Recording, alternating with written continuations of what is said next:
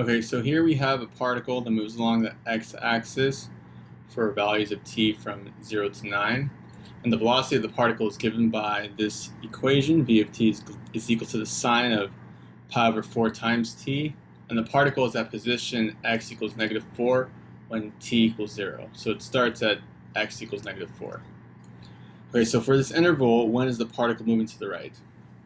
Okay, so you first need to understand that velocity gives you the direction as well as magnitude of an object. So like when velocity is positive, in this case the particle is going to be moving to the right. When velocity is negative, the particle is going to be moving to the left. And so we want to see what values of t give you positive values and what values of t give you negative values for values of t between 0 and 9. So first, let's recall that this is a trig function. So basically, it oscillates. It goes back and forth between positive and negative values. So we have to remember that the sine function, so let's say sine of theta, is positive at the start. So when the angle goes from 0 to pi, then it's negative from pi to 2 pi. Then it goes back to being positive from 2 pi to 3 pi. Then it goes to being negative from 3 pi to 4 pi, and so forth. So you want to see what values of t will, give you these intervals. So we know that, at the start when t is 0, we're going to have sine of 0. So we know it's going to be, positive at the beginning. So we want to then see where does it stop being positive. So the particle is positive at 0, and it's going to end when pi over 4 times t is equal to pi. So we're going to basically go pi over 4 times t is equal to pi. Solve this, and that'll give us that t equals 4.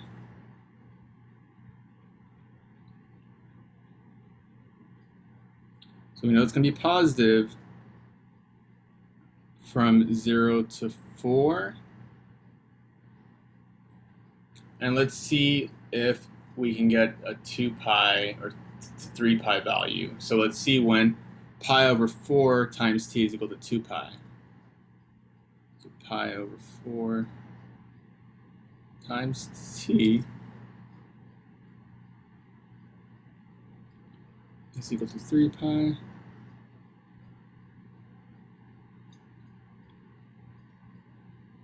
Oh no, sorry, now is equal to 2 pi. Whoops. So then we'll get that t will be 8.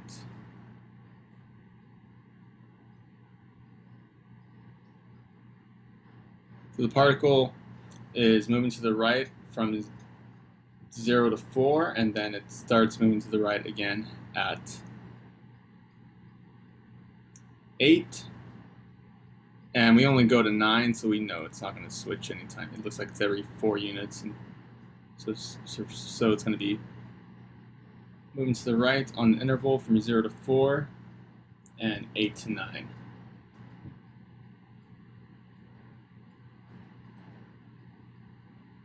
Okay, part B. Let's write an integral expression. We don't have to evaluate it. That gives the total distance traveled by the particle from time t equals 0 to t equals 9.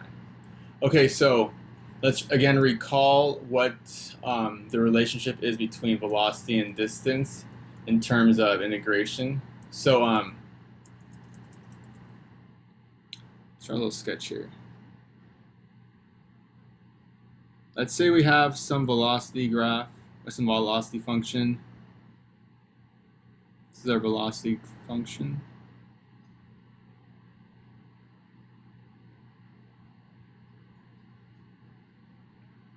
And we're trying to figure out, okay, what distance did the particle travel from, let's say from 0 to whatever this is. Let's say from A to B, whatever. Now, if you simply just integrate the velocity function from a to b, the problem with that is that when you integrate, it treats areas above the horizontal axis as positive and areas below the horizontal axis as negative. In this case, this will be t. Below the t-axis is negative.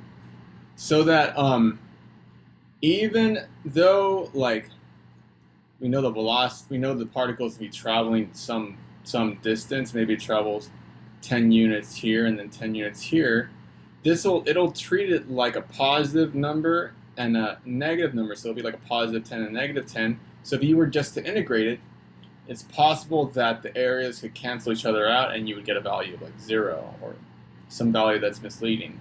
So what you want to do is make sure that when you integrate the velocity function, in order to get the distance, you have to make sure the velocity function is always positive. So we just write it as an absolute value expression.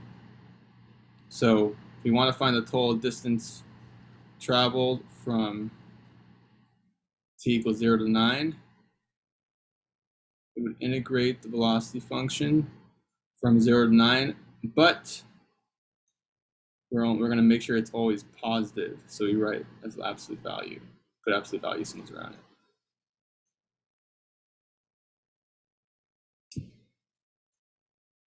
And we don't have to actually evaluate it. That's all we have to do here. And kind of to use a review about, it's kind of like to go back and talk a little bit more about this. Displacement is a little different because in displacement, you're basically just figuring out how much the position of the object changed from let's say from A to B. And it's possible that it could be 0. So if you were to just find the displacement, you simply just integrate the velocity function without having to do absolute value expression of it.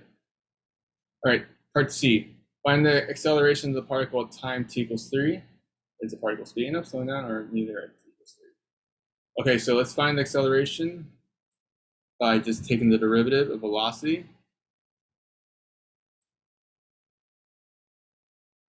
So acceleration is just v prime of t. Using the chain rule, we take the derivative of the inside, which would be pi over 4, and multiply it by the derivative of the sine function, which is a cosine function. So pi over 4 times the cosine of pi over 4t. Now we want to see, we want to figure out what the acceleration is at t equals 3. We're going to plug 3 into here, so we're going to take a of 3 and calculate. So a of 3 is equal to pi over 4 times the cosine of pi over 4 times 3, so times the cosine of 3/4 pi, which is pi over 4 times negative root 2 over 2.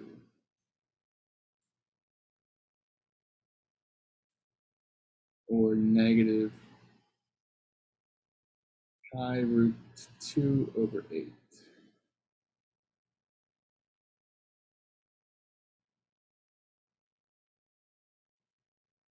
Okay, so the acceleration is negative. Now, if we want to understand if it's speeding up, slowing down, or doing neither at this time, we have to figure out what the velocity is doing at this time. So let's just go ahead and calculate what v of 3 is. So v of 3 would simply be sine of pi over 4 times 3, so the sine of 3/4 pi, which is just root 2 over 2.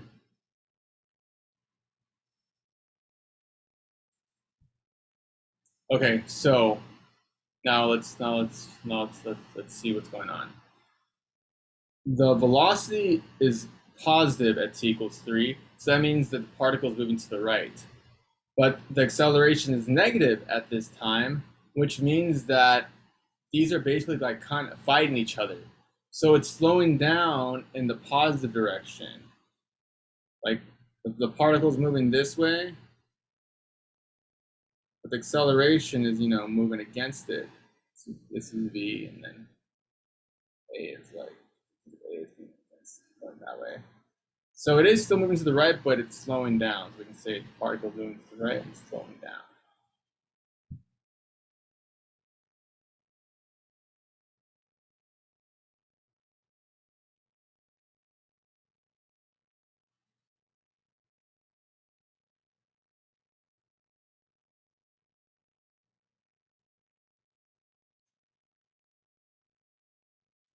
All right, and the last part, find the position of the particle at time t equals 3. Okay, so to find the position of this particle, we simply just want to take the integral of the velocity function and then, make sure we add whatever distance or whatever position it was at the start. So for example, if we want to find the position at time t equals 3, so we're essentially trying to find s of 3. So let's see, we write down where it starts. So it starts at -4, s of 0 is -4. Let's write it down. S of 0 is -4 plus whatever distance it traveled over the 3 seconds or over the time t equals 0 to 3. So then we're going to integrate b of t. We're going to integrate the sine of pi to 4 times. Integrating this will tell us how much distance it covered from 0 to 3. Now, let's go ahead, let's rewrite this. Let's work this through. So s of, we know it starts at -3 plus this integral. So we're going to take the antiderivative of the sine of pi over 4 times t. So instead of multiplying by this, we're going to divide by it. And then we're going to take the antiderivative of the sine function, which is going to be the negative cosine of pi over 4 times t divided by pi over 4. We're going to have our endpoints 0, 0, and 3.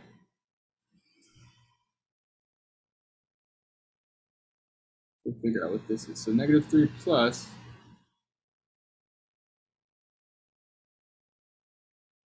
we're going to have -4 over pi times the cosine of pi over 4 times 3 times cosine of 3/4 pi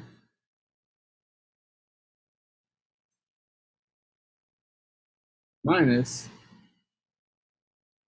4 over pi times the cosine of 0.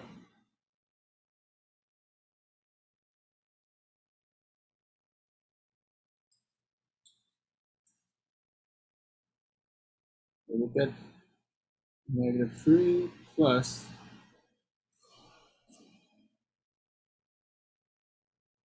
-4 over pi times the cosine of 3/4 pi, which we should know is as -√2 over 2, minus -4 over pi times cosine of 0, which is just going to be 1.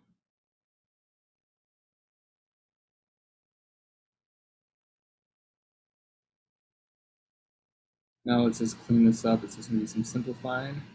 We have to do it by hand because we don't have a calculator, or this is not a calculator problem. Okay, so that'll be positive 2 root 2 over pi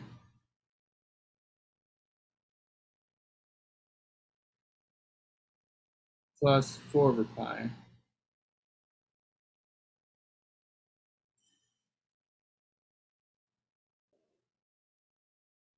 and we can just combine those with the common denominator, so we'll have -3 plus 2 root 2 plus 4 over pi. And we'll have to leave our answer like this because we don't get to use a calculator here. So that is all for that one.